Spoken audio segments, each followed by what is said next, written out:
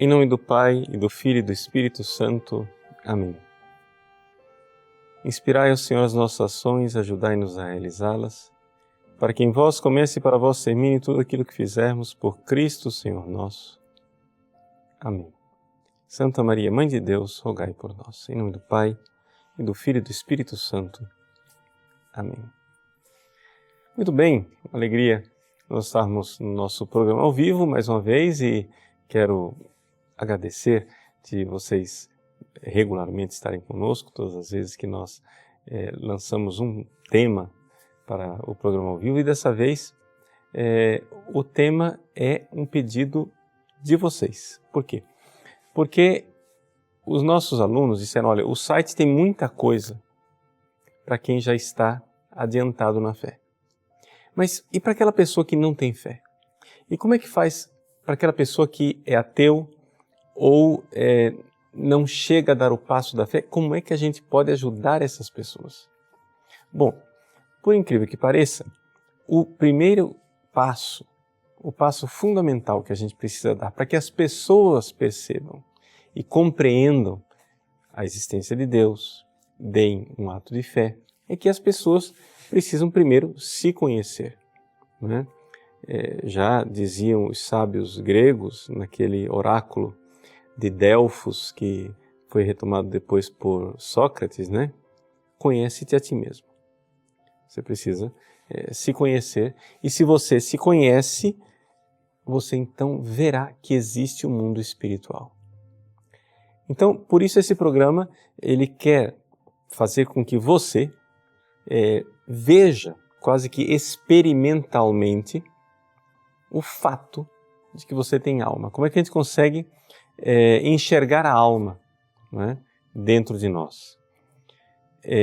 Qual é o processo? Porque se você enxergar que você tem alma, você já deu um grande passo. Você deu um passo para algo que é fenomenal, porque você está enxergando que existe um mundo espiritual. Você vê que existe um mundo espiritual dentro de você. E uma vez que você admitiu que existe um mundo espiritual, aí nós damos outros passos, que é o passo para Deus, o passo da fé, depois a revelação, Jesus Cristo, etc. E aí nós podemos ir para frente. Mas se você nem sequer se conhece, se você não enxerga, se você não tem acesso ao mundo espiritual que está dentro de você, no mais íntimo do seu ser, então, se você não enxerga nem você, o que é que eu vou fazer, né? Mas, na realidade, é muito fácil você ver a sua alma e ver a existência da sua alma. Então, como é que a gente consegue isso?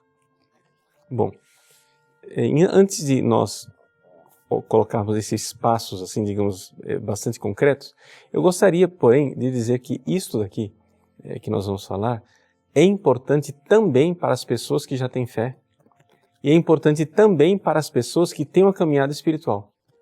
Por quê? Porque não somente o ateu, ou o gnóstico, ou a pessoa que tem dúvidas, precisa enxergar que tem alma para enxergar depois a existência de Deus e a sua revelação. Também quem tem uma vida espiritual precisa enxergar dentro de si o que é a alma. Porque muitas vezes as pessoas estão rezando e tendo experiências interiores e não conseguem distinguir no seu interior o que é a alma e o que é simplesmente o cérebro, ou seja, o que é simplesmente a realidade material que está dentro de nós, o organismo que está dentro de nós. Então, essas duas utilidades para esse programa, o programa de hoje. Bom, então vamos começar. Como é que eu consigo enxergar a alma, né, que está dentro de mim, ou melhor ainda, a alma que eu sou? Né? Como é que eu consigo ver, né, conhecer a mim mesmo? Conhece-te a ti mesmo. Bom, a primeira coisa, a gente tem uma forma de enxergar bem o nosso mundo interior, que é a comparação com os animais. Veja, existem coisas dentro de mim, não é, que eu tenho, que são idênticas ou pelo menos semelhantes, guardam uma certa familiaridade com os animais. Por exemplo, o meu cachorrinho, ele fica alegre, não é isso? Então quer dizer que se o cachorrinho que não tem alma, ele fica alegre, então dentro de mim, a alegria é do cérebro. Só uma nota de rodapé aqui para o pessoal que estuda filosofia e teologia. Todas as vezes que eu disser cérebro aqui, eu estou usando uma linguagem popular para falar daquilo que Santo Tomás e Aristóteles chamam de o composto, né? Ou seja, é evidente que aqui não é o cérebro sem alma, mas é o cérebro juntamente com a alma fazendo uma coisa que nós encontramos no reino animal e, portanto, eu estou simplificando. Cérebro. Muito bem. Então, quando você olha para o seu cachorrinho, você chega em casa. Ele está lá abanando o rabinho, alegre, feliz. Isso quer dizer que a alegria, existe uma alegria que é carnal, que é cérebro, que é material. Porque se o cachorro é capaz disso, e você é capaz de algo semelhante, então nós estamos vendo aqui o seu cérebro em ação. Quando você vê o cachorrinho triste, você está falando do cérebro. Então, a tristeza em mim também é cérebro. Quando eu vejo o cachorrinho com raiva, eu vejo o cachorro ansioso, coloca um cachorro ou um gato, pior ainda, né, fechado no ambiente. Ele vai tentar sair, ele vai ficar ansioso, ele vai ficar, né, agitado. Pois bem, isso existe. E a agitação que está dentro de mim, o que é isso? É alma? Não, é cérebro. Então vejam que existem essas atividades, essas realidades que estão dentro de mim e que na realidade são atividades humanas, simplesmente, mas que na realidade são o humano naquilo que ele tem de semelhante com os animais. Eu não estou aqui com isso depreciando esses sentimentos. Tá? Não estou dizendo que eles são ruins, não estou dizendo que eles não são necessários, não estou dizendo que eles não são bons. Eu só estou dizendo que isso daí existe no mundo material, não é? No mundo do cérebro, no mundo biológico, na realidade biológica. Mas existem algumas coisas que estão em você e você vê que isso não existe no mundo animal. Por exemplo, se você, por absurdo, se você desse a sua vida pelo seu cachorrinho, você ama tanto o seu cachorrinho que você morre por ele. Pois bem, o seu cachorro nunca saberia disso. Ele nunca saberia desse ato de amor. Ele nunca iria perceber, nunca iria notar o quanto ele foi amado. Por quê? Porque aqui nós estamos já diante de uma outra realidade. De uma realidade da inteligência. De uma realidade da alma. É importante você notar isso. E é importante você notar que também nenhum computador é capaz disso. Por mais que você programe o computador, um computador inteligente, que faz cálculos rápidos, cálculos extraordinários, muito, muito, muito rápidos, ele não seria capaz de interpretar um ato de amor. E também não seria capaz de amar de volta. Veja só, eu estou aqui mostrando para você que dentro de você existe uma coisa chamada inteligência. Daqui a pouco nós vamos dar outros exemplos, alguns exemplos, digamos assim, ainda mais claros, ainda mais patentes. Mas antes disso, eu queria primeiro que você notasse que aquilo que existe de mais belo no ser humano, o amor, isso é inalcançável para os animais. Porque o animal não consegue perceber aquilo. Ele não consegue compreender um ato de amor. E o que faz com que você entenda um ato de amor é a inteligência. Quando Santo Tomás e Aristóteles e a filosofia perene diz que o que há de mais nobre no ser humano é o ato de inteligência, nós somos um pouco treinados, né, como plateia de auditório dizer, não, é inteligência, é uma coisa desencarnada, o importante é o coração, o importante é o amor. Não, gente, vocês não entendem. Quando eu falo inteligência, eu estou falando algo que é essencial para um ato de amor. Sabe por quê? Porque a vontade ela é cega. Quem realiza o ato de amor é a vontade, mas a vontade sem inteligência é cega. Você primeiro precisa entender que você é amado. E se você for enxergar, em todo ser humano, existe essa interpretação do ato de amor. Quando você reflete, por exemplo, sobre o que a sua mãe fez por você, e você entende que sua mãe amou você. Veja, a criança, antes de amar de volta, ela primeiro tem que perceber que é amada. Esse é um ato de inteligência fundamental, e isto está na alma.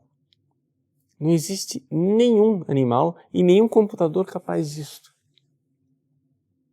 Capaz de enxergar o ato de amor.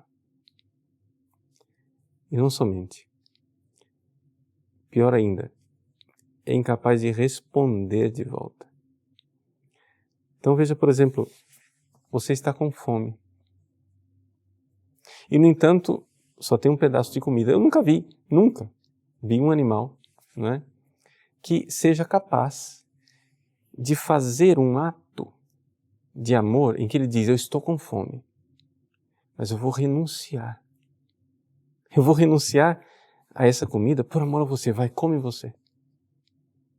Veja, não, existe, sei lá, tal espécie de animal, ou de orangotango, ou de aranha, ou de peixe, que ele passa fome para dar comida aos seus filhotes. Sim, mas se existir essa espécie de animal que passa fome para dar de comer aos filhotes, ele faz isso por instinto.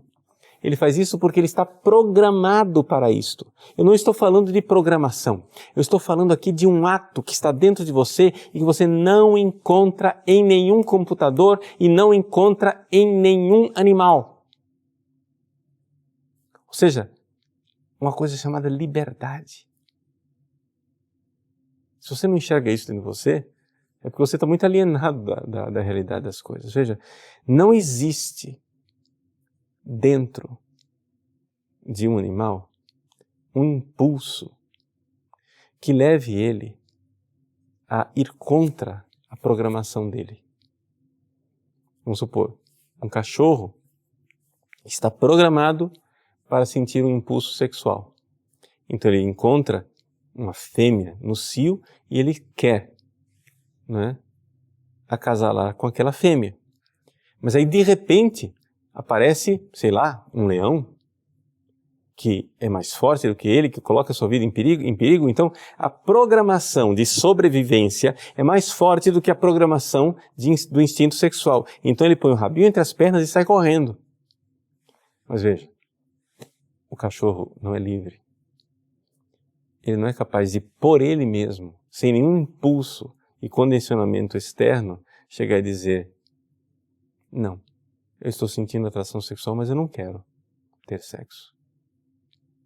Eu estou sentindo atração, mas eu não quero essa atração. Ele não é capaz disso. Então veja que são coisas que estão dentro de nós e que não estão em nenhum computador e em nenhum animal. Vamos analisar mais profundamente ainda. Espero que você já esteja, né, saboreando. Ainda não chegamos no fundo da nossa argumentação. Mas é importante você compreender as coisas. Vamos lá.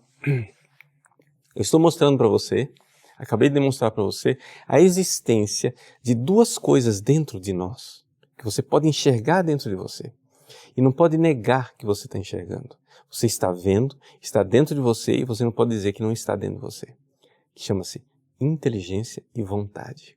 Uma inteligência racional e uma vontade racional. Essas duas realidades não estão presentes em nenhum animal e não estão presentes em nenhum computador. E o que é pior, não poderão ser feitas por nenhum computador jamais, porque não é uma força que está disponível na natureza física material. O que eu vou descrever agora com mais clareza ainda, nenhum animal e nenhum computador pode fazer isto. Por quê? Porque as forças que estão disponíveis para um computador são as forças físicas, materiais. Você pode usar a química, sei lá, para que haja um computador. Você pode usar a energia elétrica, a energia magnética. Você pode até desenvolver um computador que use a energia atômica, a energia luminosa. Todas as energias disponíveis no mundo físico você usa para um computador. E você faz esse computador, um computador genial. Você imagine agora que você tem um computador, não é, de última linha que todos os cientistas do mundo inteiro, digamos assim, daqui a 100 anos eles conseguiram bolar esse supercomputador que supera em tudo a capacidade de os seres humanos calcularem, pensarem, argumentarem e etc. Mas este computador ele não será capaz de saber que ele existe. Ou seja, a experiência básica do ser. Esse computador não será capaz de distinguir que o ser é e o não ser não é. Se você mudar a programação, ele não vai protestar. Veja, o computador, se você programá-lo para que ele calcule que 2 mais 2 é igual a 4, ele vai aceitar. E se você programá-lo para que ele aceite que 2 mais 2 é igual a 5, ele também vai aceitar. Ele não tem a experiência do ser. Ele não tem o acesso a uma coisa que nós chamamos verdade. Santo Tomás de Aquino explica o que é a verdade. A verdade, na verdade, no fundo é o ser. Só que é o ser captado por mim. Quando uma inteligência capta o ser, né, aquilo que é, nós temos ali uma coisa chamada verdade. Aquilo que é. Agora, o que acontece é o seguinte. Isto é algo que não está no mundo material. O seu cachorro, ele não sabe distinguir entre o mundo real e as emoções dele. O que ele está sentindo, para ele, é muito verdadeiro. O que ele está sentindo é a verdade. Se ele sente medo, aquela coisa é amedrontadora. Se ele sente atração, aquela coisa é atraente. Se ele sente raiva, ele está diante de uma dificuldade de realizar um desejo dele. Basta. Aquilo lá é, para ele, a verdade. E se você for ver, os nossos filhos, quando eles nascem, essa é a grande realidade de uma criança, ela é superior a um macaco. Não tem dúvida nenhuma na sua inteligência. Mas ela leva um tempo para fazer a experiência do ser. A experiência do ser quer dizer o seguinte, que esta criança enxergue que o que ela está sentindo não é necessariamente o que está lá fora. Que o que ela sonhou não é o mundo real. Que o que ela percebeu e captou, muitas vezes, precisa ser avaliado, interpretado, elaborado para entender o que é e o que não é. Essa experiência do ser, que o ser é e o não ser não é, isto não está disponível no mundo animal. E isto não está disponível no mundo das máquinas. As máquinas irão aceitar o que você disser para elas. E mesmo se você colocar uma programação dentro dela que impede que ela aceite essa nova programação, foi sempre você quem colocou aquilo lá. É uma coisa artificiosa. Ela não teve contato com o ser das coisas, ela não teve a experiência do ser. Mas nós temos. E é ali que está a inteligência. E é por isso que nós precisamos buscar a verdade. Veja, nós que somos seres humanos inteligentes, nós devemos, não é, ao usar a luz natural da razão. Veja, eu não estou fazendo catequese. Você está ouvindo um padre aqui, mas eu não estou falando com você como padre. Eu estou falando com você como ser humano racional. Eu não estou te dando catequese. Eu estou falando a você para que você enxergue dentro de você e não possa dizer que você não está enxergando. Você está enxergando dentro de você que você tem experiência do ser. Que existem coisas que são e coisas que não são. E que por mais que você tente se convencer que 2 mais 2 é igual a 5, você não vai conseguir. E que você tente se convencer que você não existe, você também não vai conseguir. Você sabe que você existe. E que você sabe também que existem coisas que não são você. E você sabe também que existe esse ser que está aí, que você pode investigar e buscar e ter acesso a ele e ter essa experiência que é a experiência da verdade. Isso é inteligência. Isso é inteligência. Nenhum computador faz isso. Essa é a primeira experiência, a experiência da inteligência. Eu pergunto, a inteligência é a sua alma? Não, não é a essência da alma, mas é uma função da alma. Ou seja, você não vê a alma propriamente dita, na sua essência, mas você vê a alma em ação. Não é isso? É como o médico que coloca o estetoscópio no peito da pessoa, ele não vê o coração da pessoa, mas ele vê o coração em ação. E ele avalia como está o coração a partir da ação do coração. Ele vê o sinal, o coração está dando sinal de que está funcionando. Então, quando você vê a sua inteligência em ação dentro de você, você está vendo, né? Vejam, eu quero que vocês compreendam o que eu estou dizendo. Eu não estou falando de uma inteligência de cálculo somente. Essa inteligência de cálculo, uma máquina pode fazer. O computador pode fazer. A sua calculadora pode fazer. E pode ser que o computador faça mais rápido e até mais exato do que você. Não é isto que eu estou dizendo. Tá? Eu não estou dizendo inteligência do tipo indicativo, onde, por exemplo, uma abelha chega para a colmeia e indica para as outras abelhinhas onde é que estão as flores, onde elas vão colher o néctar. Não estou dizendo isso. Isso daí os animais fazem. Isso aí os computadores fazem. O que eu estou dizendo é que a abelha não sabe que ela existe. E o computador não sabe que ele existe.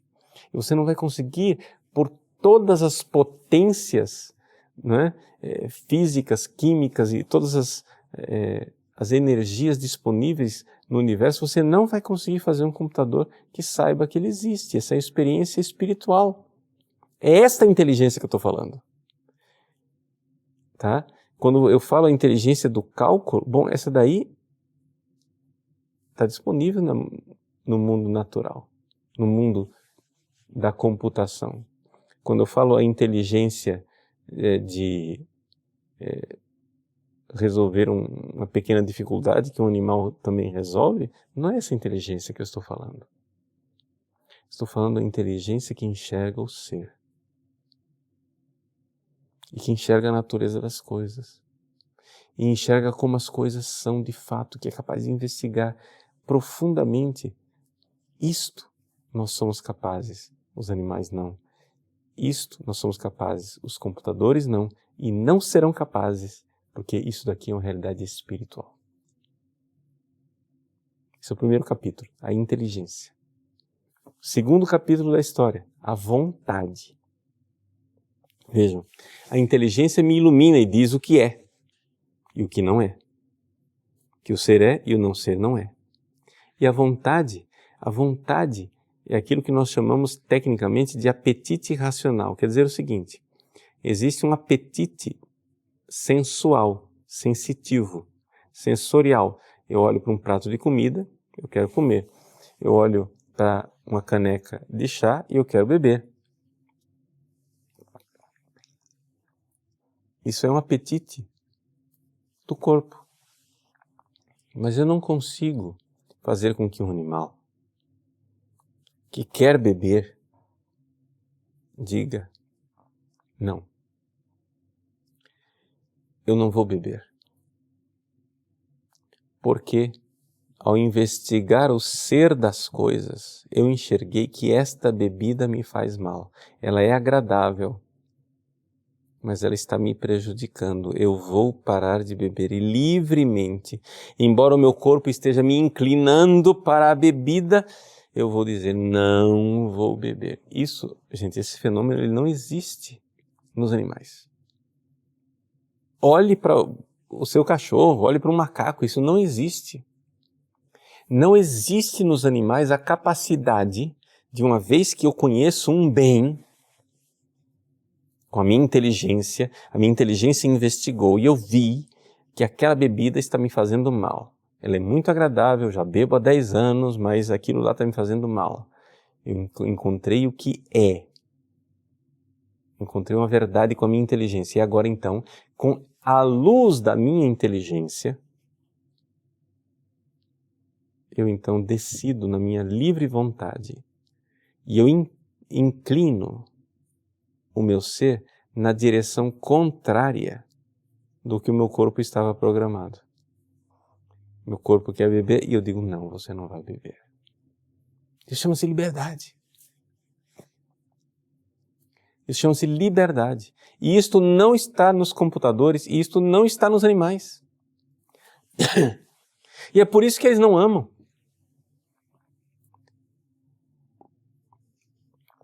Não existe amor se não há liberdade. É por isso que nós, cristãos, nós temos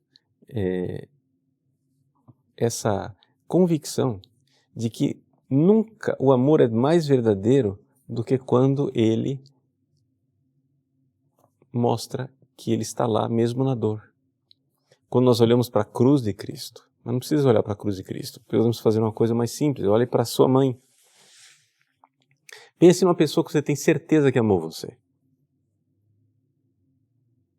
Pensou? Muito bem. Essa pessoa sofreu por você. Não porque eu sou adivinho, mas porque é assim que as pessoas sabem que são amadas. Então você olha para sua mãe amou você, por quê? Porque ela passou noites no hospital, porque ela ficou sem dormir, porque ela se sacrificou, porque ela deixou de comer, porque ela deixou de descansar, porque ela fez alguma coisa, ou seja, ela inclinou a sua vida numa direção contrária à vontade do seu corpo. Nem a mais ciumenta de todas as macacas seria capaz de fazer o sacrifício que as mães humanas fazem pelos seus filhos. Por quê? Porque elas são livres. Livres para amar. Elas podem escolher amar ou escolher não amar. Você pode escolher ser uma boa mãe ou escolher ser uma péssima mãe. Você pode escolher ser altruísta ou você pode escolher ser egoísta. Não é? Você pode escolher o outro ou escolher você. Isso daí, gente, é uma realidade que não está nos computadores. Não existe computador livre.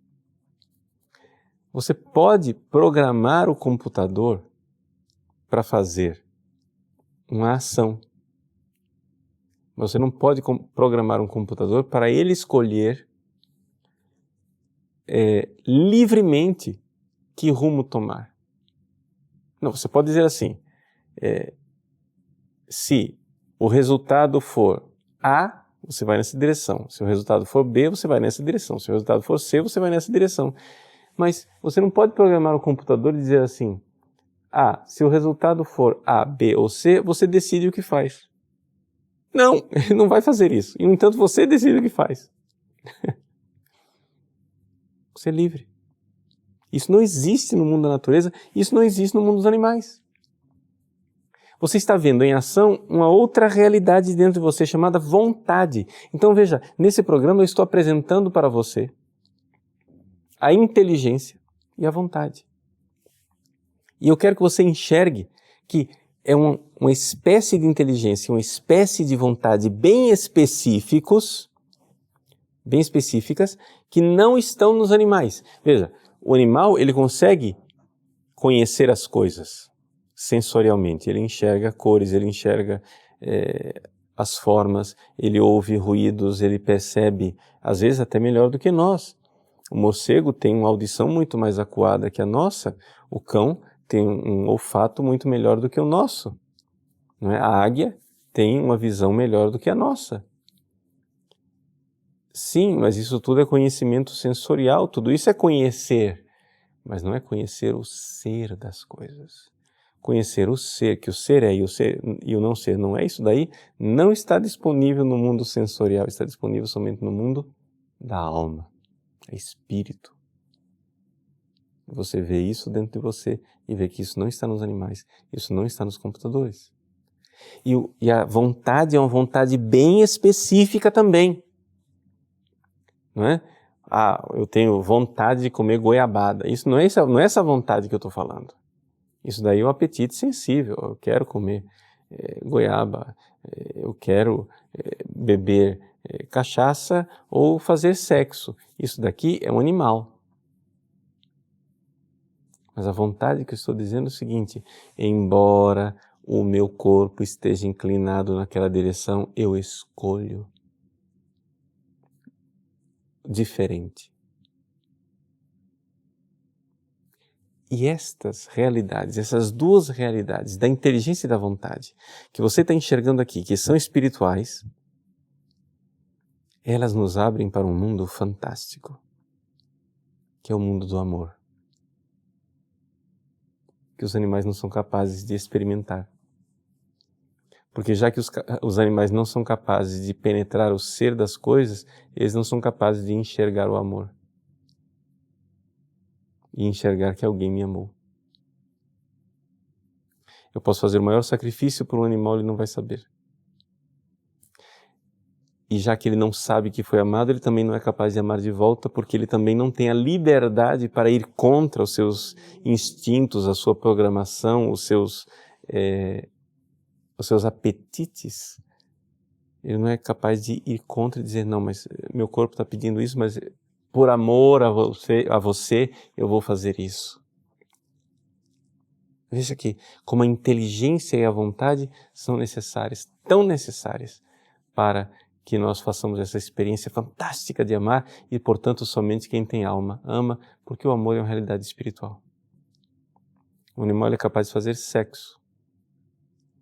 O computador não é capaz de ter nem apetites sensoriais, sensuais. É muito pior do que o animal. Mas nós somos capazes de amar e amar espiritualmente. E se você não enxerga isso dentro de você, é porque você está muito longe de você. Quando as pessoas querem conhecer a verdade, mas não querem se conhecer antes, não vai dar certo.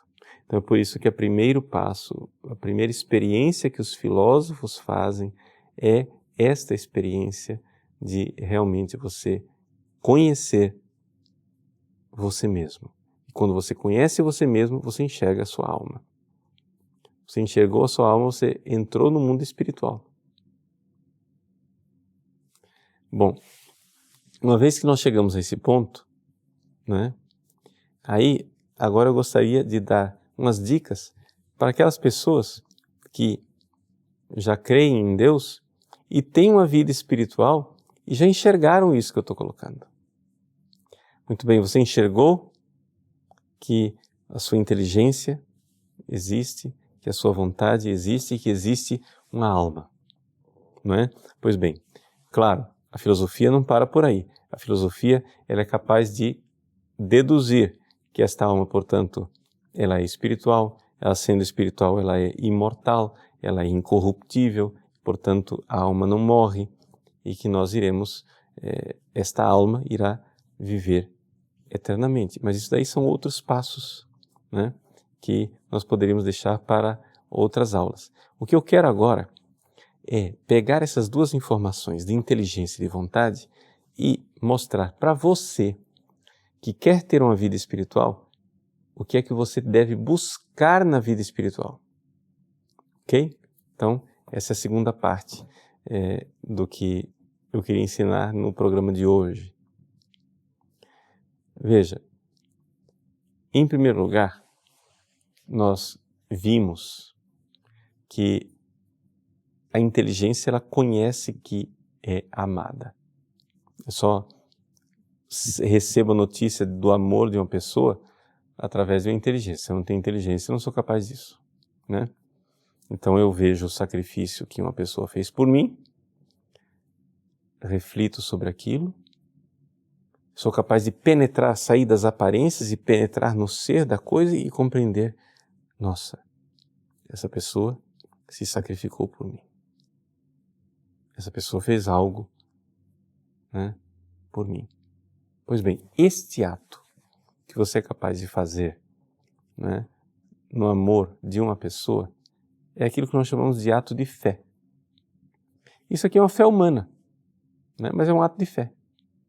Se você, por exemplo, não fizer um ato de fé humana, você nunca vai ser capaz de crer no amor da sua mãe. Nós temos tantas experiências, né, de filhos, eu sou padre há 25 anos, quantas vezes eu ouvi no confessionário filhos ou filhas duvidando do amor da própria mãe. E aconteceu algumas vezes que você vê claramente que você conhece a mãe do fulano, você conhece a mãe da fulana e sabe que ela ama e sofre e quer mostrar o amor dela para o filho, quer mostrar o amor dela para a filha, mas a filha simplesmente é incrédula e não crê. Ou seja, se você não é capaz de um ato de fé, você não é capaz de receber amor. Nós poderíamos dizer que fé é amor passivo.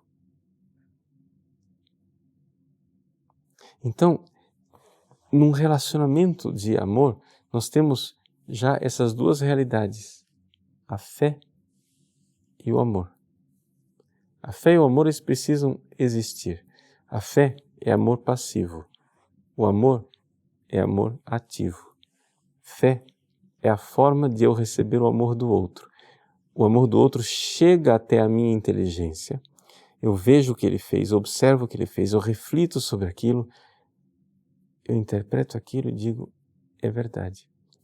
Mas é uma verdade, no entanto, que eu não enxergo com tanta clareza como o ser, que o ser é e o não ser não é. Eu enxergo, mas eu tenho que fazer um ato de fé. Porque eu posso sempre duvidar. Veja, eu não posso duvidar que eu existo, eu não posso duvidar que existe algo fora de mim, eu não posso duvidar da experiência do ser, mas eu posso duvidar de um ato de amor da minha mãe. Eu reflito sobre aquilo, chego a conclusões e termino dando um passo da fé humana e digo, eu creio no amor da minha mãe. E agora, então, com a minha inteligência iluminada, não é? Por este conhecimento humano, eu vou responder de volta com amor. Eu vou responder de volta inclinando a minha vida para retribuir aquele amor e para dar de volta um pouco daquele amor que eu recebi. É esse intercâmbio de fé e de amor. Então veja que maravilha, isso não seria possível se não houvesse alma. Isso não seria possível se não houvesse inteligência e vontade. Por isso, quando você tem uma vida espiritual, o que você deve buscar dentro de você é a inteligência e a vontade. Então, quando você vai rezar, por exemplo, e você observa dentro de você movimentos. Qual é o problema da maior parte das pessoas? O problema da maior parte das pessoas é que as pessoas vão rezar e vão rezar e começam a ter experiências interiores e elas acham que tudo aquilo que tem dentro delas interiormente, que tudo aquilo é alma.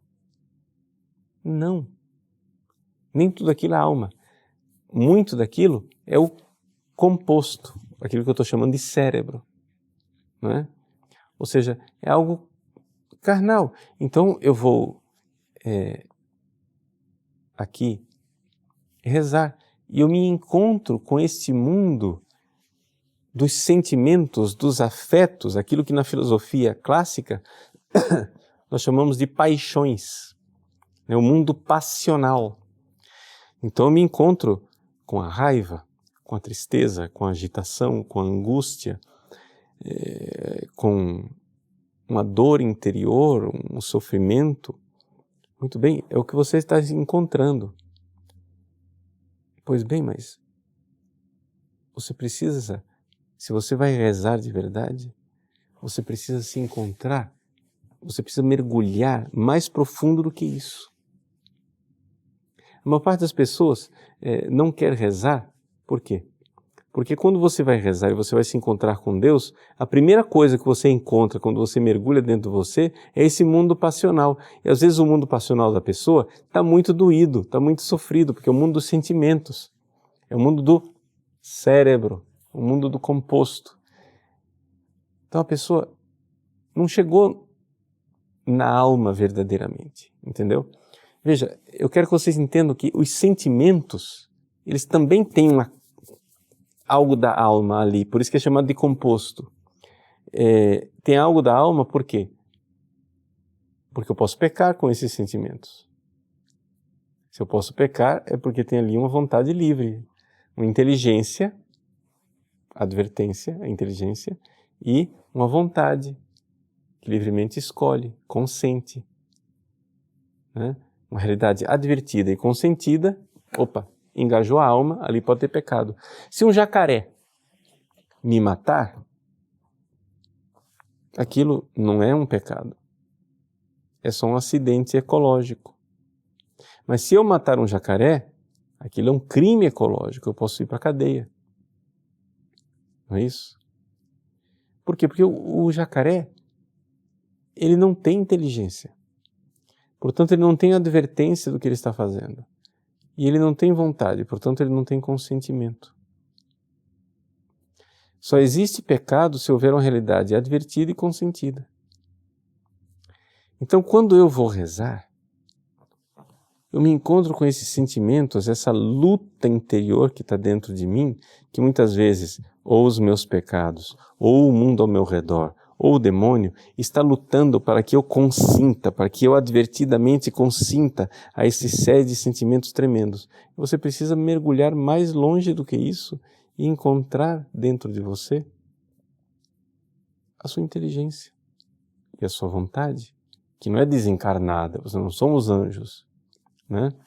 Mas que encontram a verdade do Cristo, a verdade do Evangelho. Então é importante sempre na vida interior a gente saber onde que nós vamos procurar o Cristo, onde que nós vamos procurar, né, este encontro com Deus. Então essa é uma segunda utilidade desta aula, para que você, enquanto pessoa, né, enquanto ser humano, experimente esta realidade de que você tem uma inteligência e de que você tem uma vontade. Tá bom? Nós vamos fazer agora um breve intervalo e voltar para um diálogo com você, onde nós vamos tentar responder as suas perguntas. Até já. Muito bem, nós retornamos então para o nosso pequeno diálogo. Primeira coisa, as pessoas perguntando como é que nós podemos aprofundar isso daqui. As pessoas que quiserem, né, conhecer um pouco melhor aquilo que nós estamos argumentando aqui a respeito da alma humana, né, você tem este curso de 2 volumes de iniciação à filosofia de Santo Tomás de Aquino, de Henri-Dominique Gardel, né? Então, no volume número 2, nós temos aqui a psicologia e a metafísica. É o volume 2 que trata da psicologia, ou seja, da alma. A palavra psique em grego quer dizer alma. Então, trata-se do estudo da alma. E aqui eu só estou dando uma pequeniníssima introdução daquilo que é a realidade básica do estudo da alma, tá bom? Então, para aqueles que quiserem se aprofundar. A pergunta do Jordan: em que sentido o ser humano é um microcosmos e no que isso influencia no processo de gnoseologia e da descoberta da verdade? Bem, Jordan, São Gregório Magno, ele recorda aquilo que os antigos filósofos também sabiam, que o homem é um microcosmos no sentido que, assim como os minerais, nós temos a existência. Como os vegetais, nós temos a vida. Como os animais, nós temos a sensibilidade. Mas como os anjos, nós temos a inteligência e a vontade.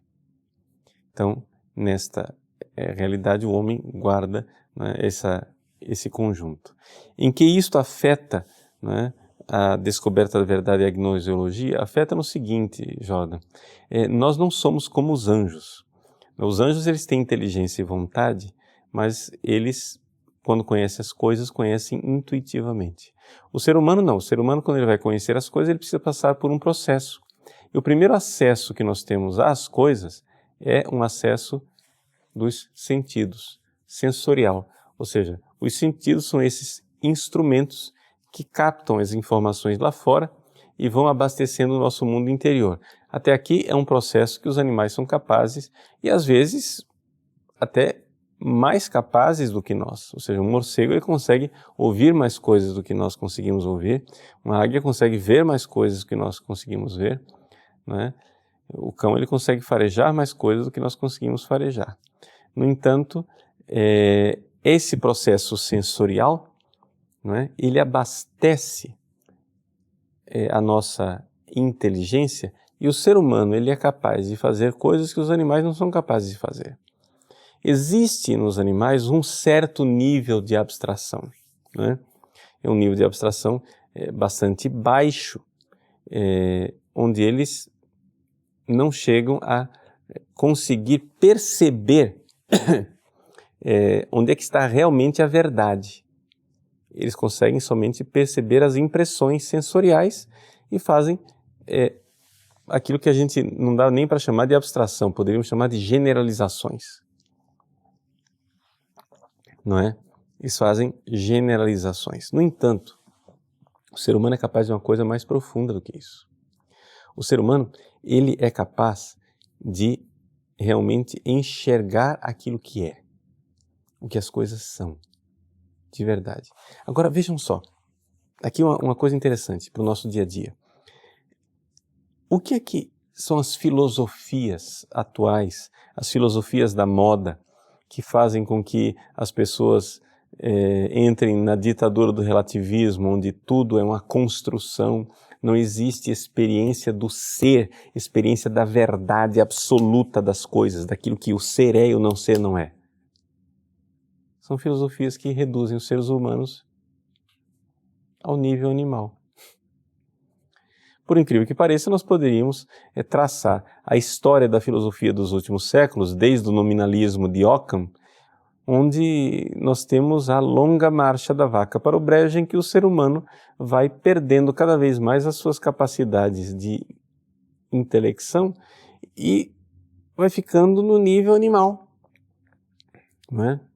No nível animal. Por mais que você admire, por exemplo, um Kant, não é?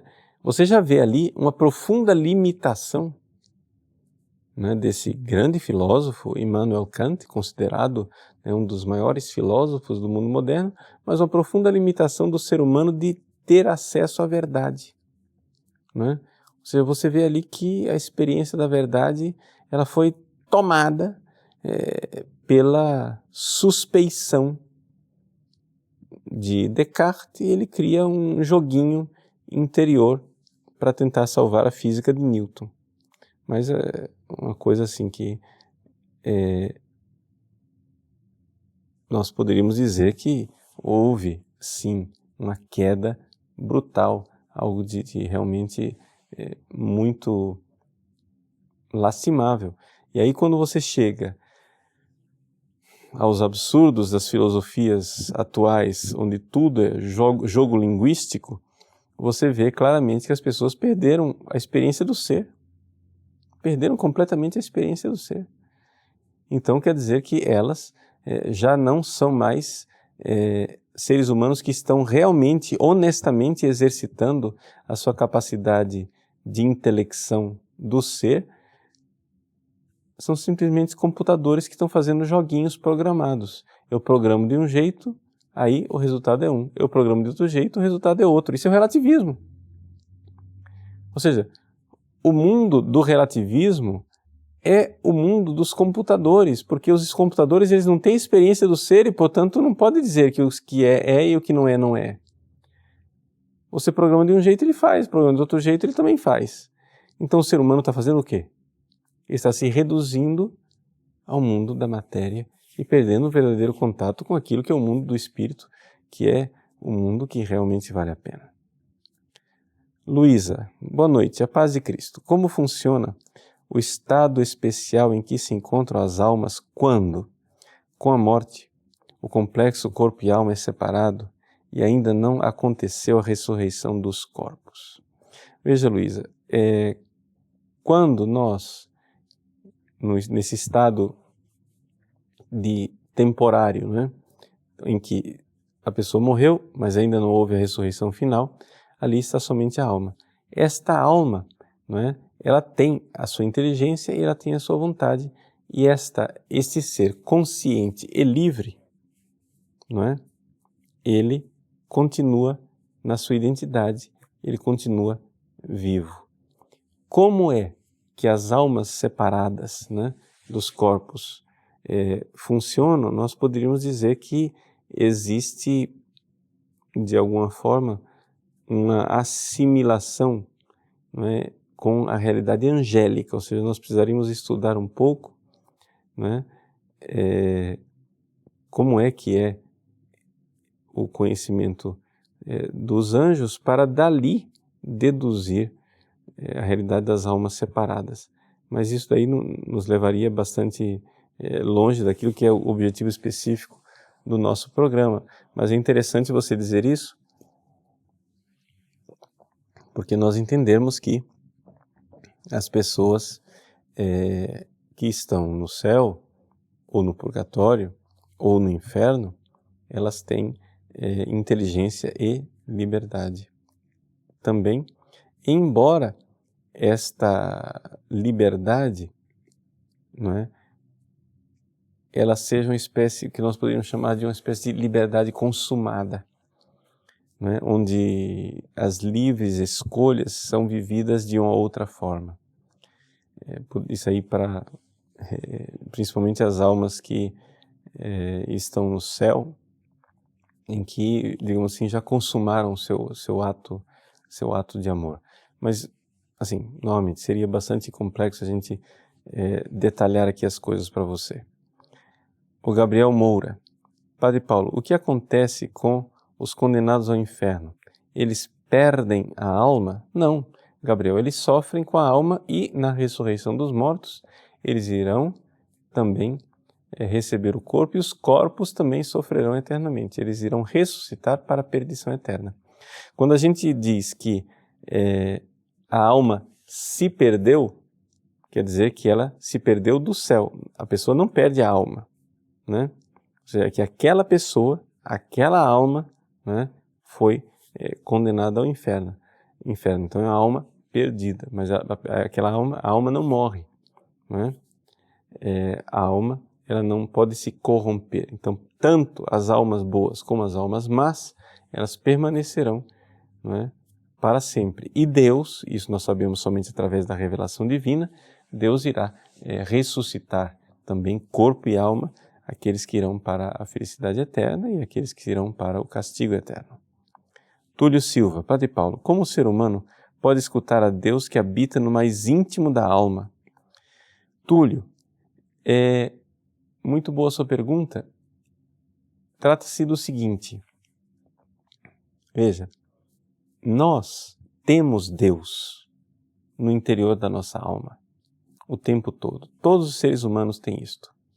Mesmo os pagãos, mesmo aqueles que são os mais terríveis pecadores. Por quê? Porque Deus está sustentando as nossas almas no ser. Então o que acontece é o seguinte, a criação não é uma coisa que aconteceu há 14 bilhões de anos atrás e depois Deus largou as coisas, não.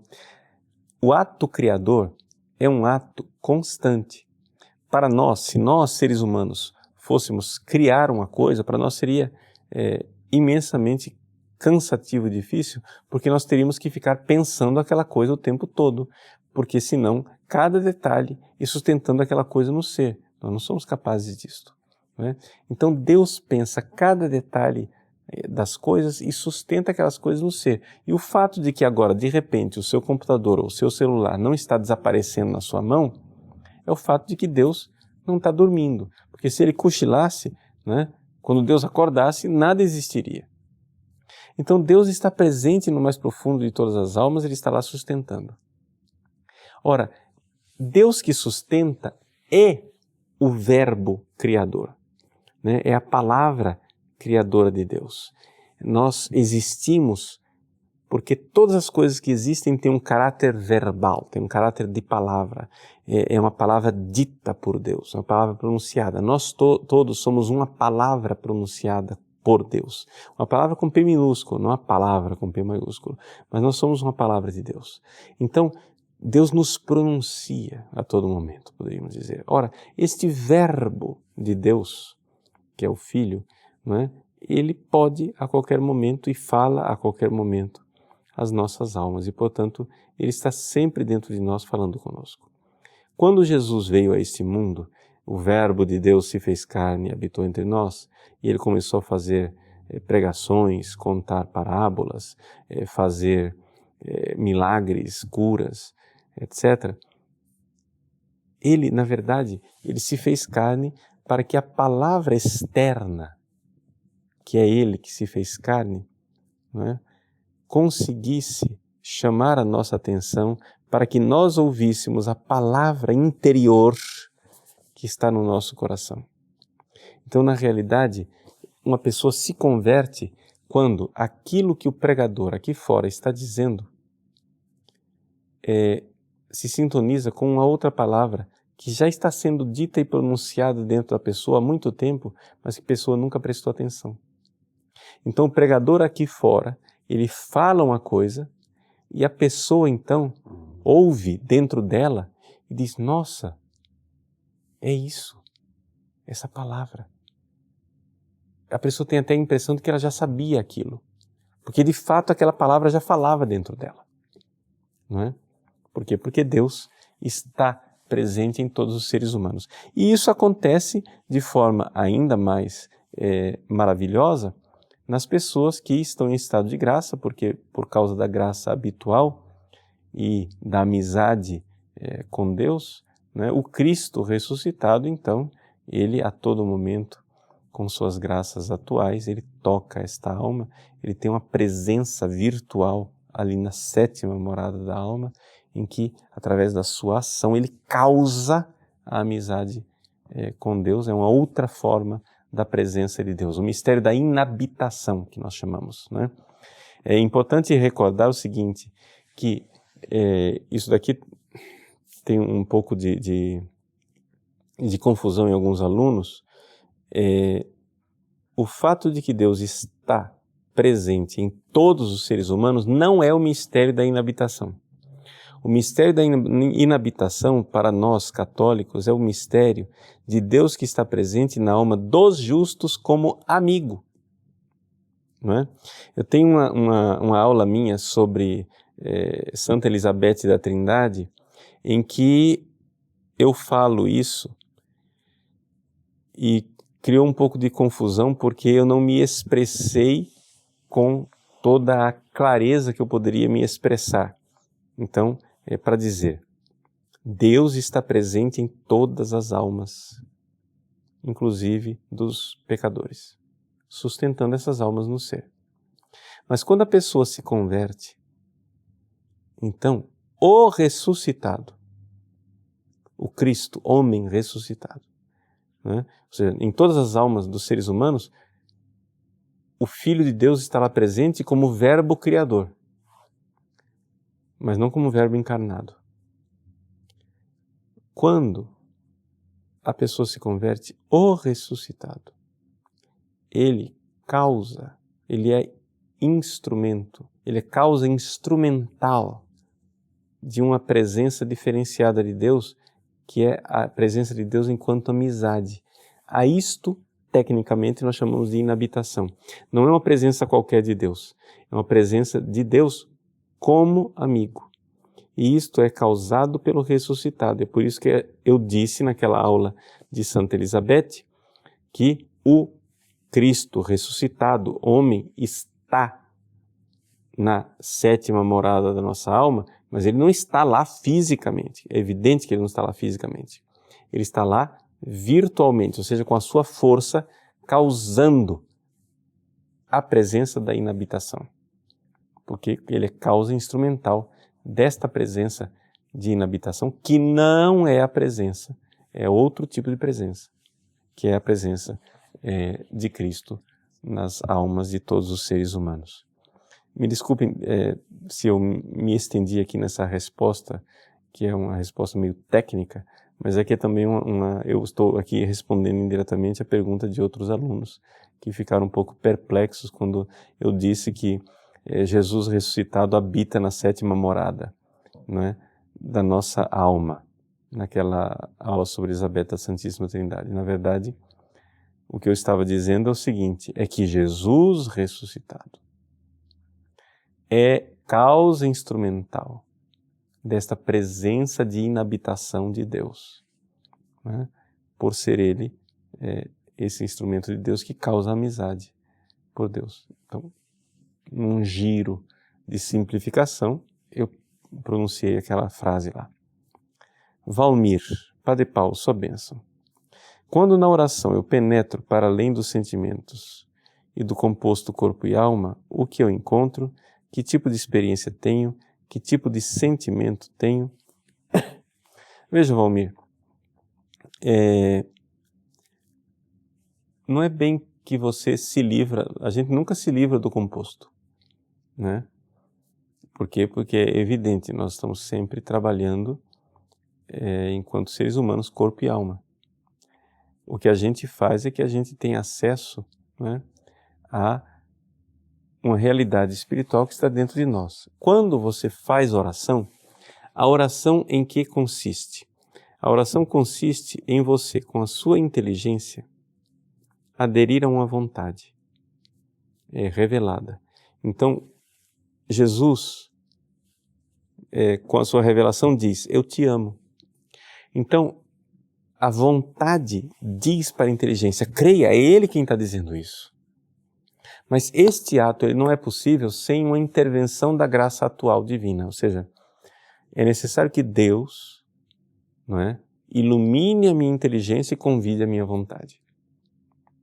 Então, quando nós rezamos, quando nós temos um ato de fé exercida, a fé exercida é o seguinte, quando você está rezando lá, você está, sei lá, lendo a Bíblia, fazendo a sua Lécio Divina, ou lendo a imitação de Cristo, ou ouvindo uma pregação, ou meditando, sei lá, alguma verdade, você de repente vê que aquela verdade acende uma luz dentro de você. No início essa luz é bem fraca, as pessoas nem percebem direito, mas depois você vai se habituando àquela luz e você começa, nossa, vi essa verdade, é uma espécie de luz. Essa luz é uma ação divina. Deus acendeu a luz. Então Ele iluminou a sua inteligência. E quando essa luz ilumina a sua inteligência, existe também um ato divino que convida a sua vontade a aderir àquilo e amar aquela verdade. E dizer, nossa, é isso que eu quero isto. Eu amo isto, eu adiro, eu quero colar com isso daqui.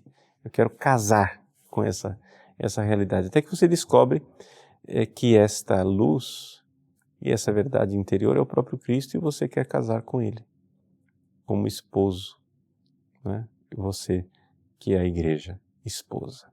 Então, na realidade, o que você encontra quando você reza, não é? O que você tem que buscar não é sentimentos.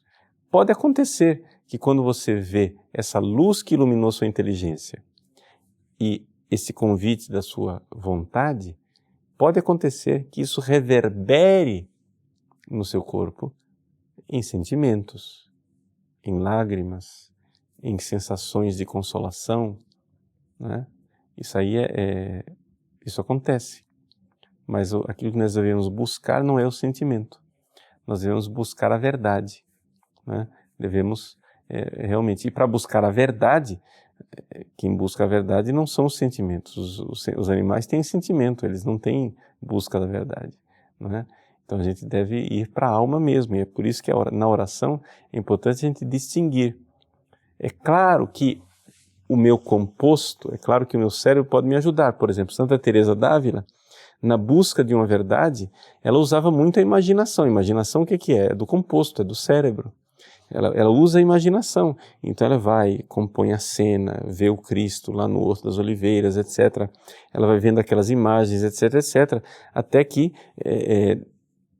girando ao redor daquilo ali, ela enxerga a verdade. Mas aí, quando ela enxerga a verdade, já não é mais o composto em si, é a alma, é a inteligência quem está vendo, não é? E aí, com essa iluminação da inteligência, a vontade também é convidada, porque a vontade é cega, não é? A vontade ela não enxerga as coisas, precisa da inteligência enxergar. Então, quando a inteligência vê com que amor nós fomos amados, a vontade diz, eu quero amar de volta, eu quero me unir a Ele, eu quero estar com Ele. E é isso que nós devemos buscar. Tá bom? Então, eu espero que essa aula tenha servido para você. A primeira parte da aula foi voltado mais para as pessoas que estão ainda no vestíbulo, na porta de entrada da fé, que ainda não creem o suficiente para que conheçam a si mesmas, conheçam que elas têm alma, têm inteligência e têm vontade. A segunda parte da nossa aula foi mais voltada para, inclusive as perguntas, mais voltada para aquelas pessoas que já estão iniciadas e que têm uma vida espiritual. Espero que tenha servido, que Deus abençoe a cada um de vocês neste ano mariano, que Nossa Senhora seja proteção e guia para todos. Em nome do Pai, e do Filho, e do Espírito Santo. Amém.